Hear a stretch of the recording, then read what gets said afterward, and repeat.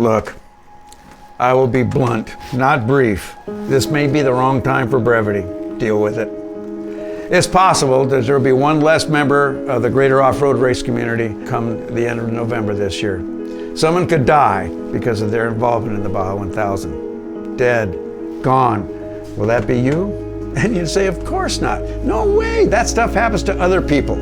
Well, so if it pleases you, just toss this thing right now. After all, it's just the ranting of one of those guys who never lacked an opinion or wasted the opportunity to thrust it upon you. But so now's the time. There's a trash can around here somewhere. Pitch it if you need to. If, though, on the other hand, you might be open to what one guy with a little bit of experience has to offer, listen on. The single biggest danger to our safety as we involve ourselves in this race is us. We represent the single largest jeopardy to our own well-being out of all the freak things that could happen. Now, on the surface, it would seem that, those most in danger of clobbering themselves are those with less experience down there. I wonder. I'm one with experience, and I know how seductive it is to tell myself that my experience gives me license to risk a little bit more than those without it. The rules are for the new guys.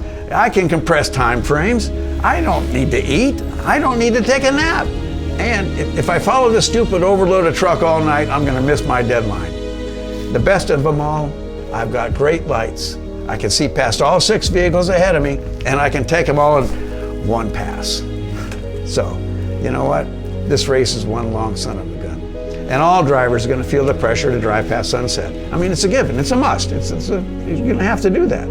There's loads of stories about Baja at night. What's really interesting is that very few of the really scary stories come from the race cars. The most amazing and the most tragic come from the highway travelers. Is that you? Have you had your story yet? It's out there. It's waiting. There have been times when the situation happens very far north, like a tanker full of fish crashing around Santo Tomas and closing the highway for 5 hours. Well, now your time frames are shot. What do you do?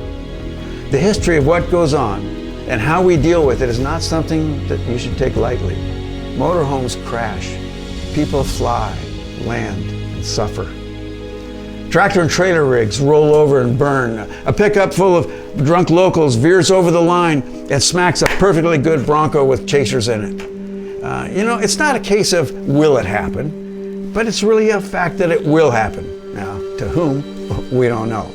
Now, we'll know when the flash comes on the radio, and not right away, mind you, but only after all the wrong information has had a chance to stab the hearts of those that know names and care. Know this, medical assistance for emergencies comes late, and it's lacking. You have to hope that somebody associated with the race will be close by and help you. And even then, it's first aid at best. Worse is going through a nasty wreck, and you come through it just fine. But your buddy is bleeding and out cold. You were behind the wheel. How do you feel? He trusted you to take care of business so that he could get some sleep. Here's what you should do to increase your chances of staying out of harm's way. Eat food, even when you're not hungry. And by the way, energy drinks do not nourish, they are not food. Drive for a maximum of 6 hours and then give it to your partner. There's only one Ironman. Leave early, plan on getting to your destination late. Don't drink alcoholic stuff, period. Don't take any drugs, period.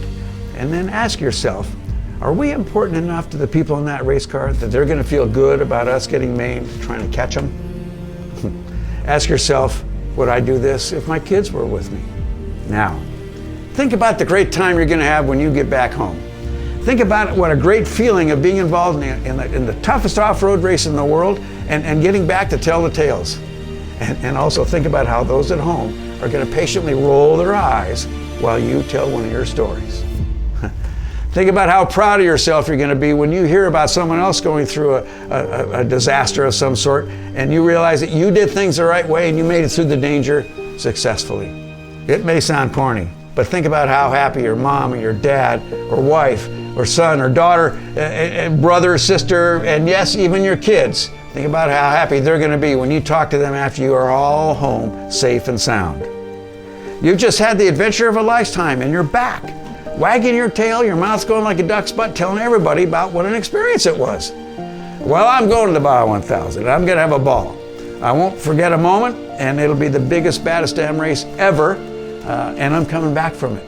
I'm coming back with stories, with experiences, with laughs, and with memories, and I'm coming back with a pride that comes from doing a good job.